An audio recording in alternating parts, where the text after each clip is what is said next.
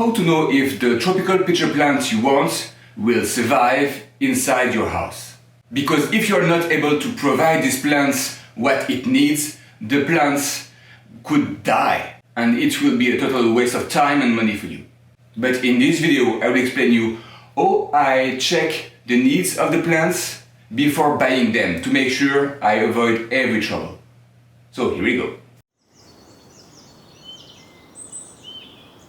With more than 170 species of Nepenthes, plus probably 1,000 of hybrids, it's not always easy to know what are the needs of all these plants and hybrids. From Facebook to forums to Google research or eBay, most of the time you will cross a beautiful picture of a beautiful pitcher, and you may want to buy it to have these plants at home. But if you're not sure of the needs of these plants, best case scenario, the plants will stop growing pitcher, so you will have just a classic greenhouse plant, which is boring. Worst case scenario, the plants may end up dying and it will be a total waste of time and money and heartbreaking for you. So you better check what are the needs before buying. Always search before. But if you do your research before and you exactly know what to check, actually finding a species that will enjoy your windowsill will be quite easy. You probably already know it. I talked about it in previous video, but there is three kinds of Nepenthes. We have the lowland that grow in the plains near the sea level, in most of the time forest, so it's really humid, really hot day and night. So that's the lowland. At the total opposite, in the mountain, there is the highland. The highland are the Nepenthes that need warm enough temperature during the day, but they need cold nights. That means if you are not able to provide a really temperature drop significant at night, it won't work. And between these two extremes, you have the intermediate species. These species are perfect to grow them on your windowsill. They need a really small temperature drop at night and they don't need a crazy humid environment. So it's the good match for a simple windowsill. Note that if you have an hybrid between a lowland and the highland, it will become an intermediate species because it will have the needs of these two opposite parents. See that as for painting. If you put some black with some white, you will end up with a gray. That's exactly that. Lowland, highland, you will have intermediate. That's why these hybrids are really perfect for you. That's the one you should try to get. I know what you're thinking. Okay, but in internet, I have just the picture of the pitcher plus the name of the plants or the hybrid. So how can I know the needs of these plants with just this information without spending a ton of time Googling this name? So you will have to investigate a little. The name's Sherlock Holmes and the address is 221B Baker Street. Before showing you my favorite website where I get all this information quickly, I would like to ask you a favor. Could you please like this video and consider subscribing, hitting the little bell? That would encourage me a lot. Okay, now let's go to my favorite website. First, Simple Hybrids. It's an hybrid between just two species. The website that you should check is Tom's Carnivores. There is guides, and in the guides there is Nepenthes, the interactive guide. That's really useful when you are searching for information about a species, or if it's an hybrid between the two species. It will give you the temperature range for day and night.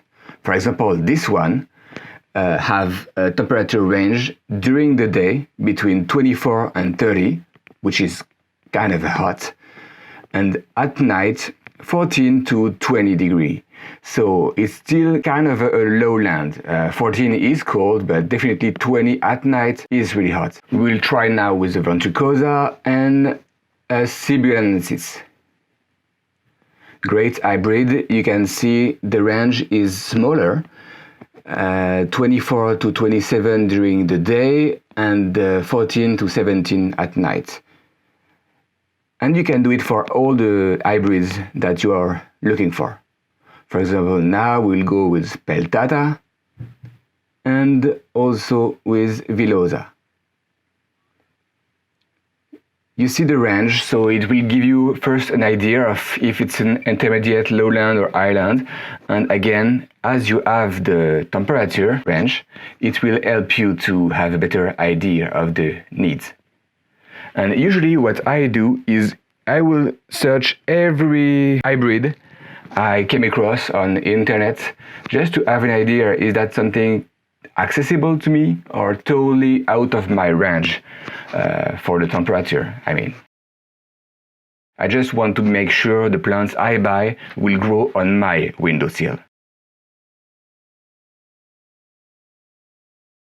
And the second part of the guide that I love is when you can sort the species by elevation. For sure, you can go by alphabet, but that's not what we want to do now. We really want the elevation. Elevation will help you to see what are the Nepenthes and what they need. For example, this will tell you the intermediate.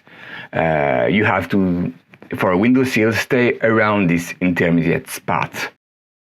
And second, the complex hybrids. It ranges from 3 species up to, there is no limit, 5, 6, you name it. For example, we will choose this superb photo from Instagram posted by @iron.carnivorous. Truncata, ventricosa, spatulata lowii, trustmadiensis. Crazy name, right? Okay, first, I feel like I need to explain you why this kind of a crazy name. Truncata, ventricosa, spatulata lowii, trustmadiensis. Okay, what is that? So first, we will go with the first hybrid that made this complex hybrid. Spatulata by lowii. In this kind of hybrids, the first plant is always the female plant, and the second one is the male plant. So it was a female spatulata plant crossed with a male lowii plant. So first came this first hybrid between 2 pure species. Then it became a plant. This plant have been crossed with a pure species, ventricosa. We can see here, for example, ventricosa was the female plant. Then this old plant have been crossed with the trustmadiensis. Then this old new hybrid between 4 species became a male, and it has been crossed with a female truncata. So here we will see the 5 species that compose this hybrid. But keep in mind that trustmadiensis is a natural hybrid between lowii and macrophylla.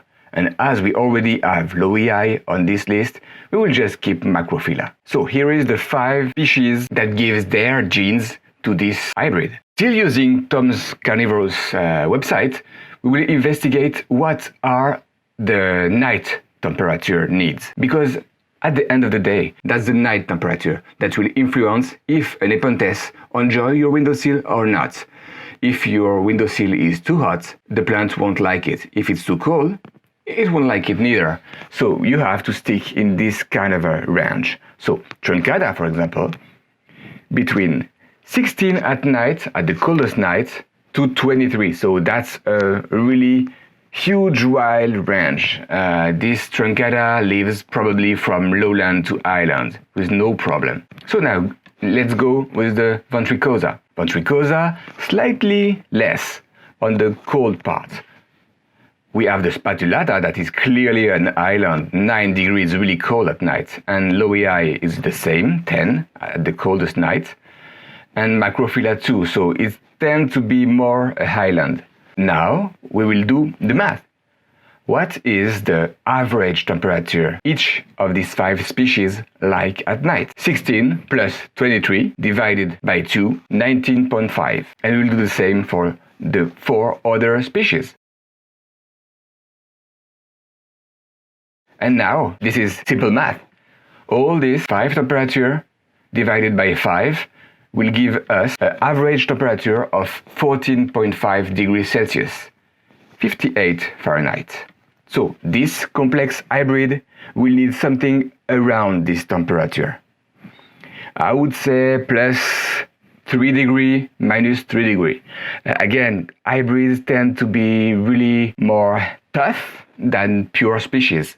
That's why usually they are able to handle a wider range of temperature. As you can see, it's really a quick way to understand the needs of the species, especially for the hybrids.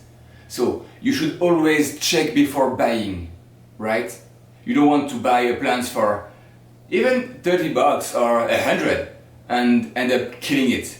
So spending this 2 minutes, 5 minutes, investigate a little bit and understanding what they need could save you money. Question of the day. Is there a website that you love checking before buying your plants to get information about the needs of these plants? If so, please put the link in the description below. That will help us to get even better at sorting the Nepenthes that can live inside a house on a simple windowsill. And that's it for today. If you like this video, please share it around. If you want to show us your Nepenthes on your windowsill, please contact me and I will be happy to set a kind of interview and you will be able to show us your Nepenthes, how you grow them on your windowsill. Until next time, happy growing!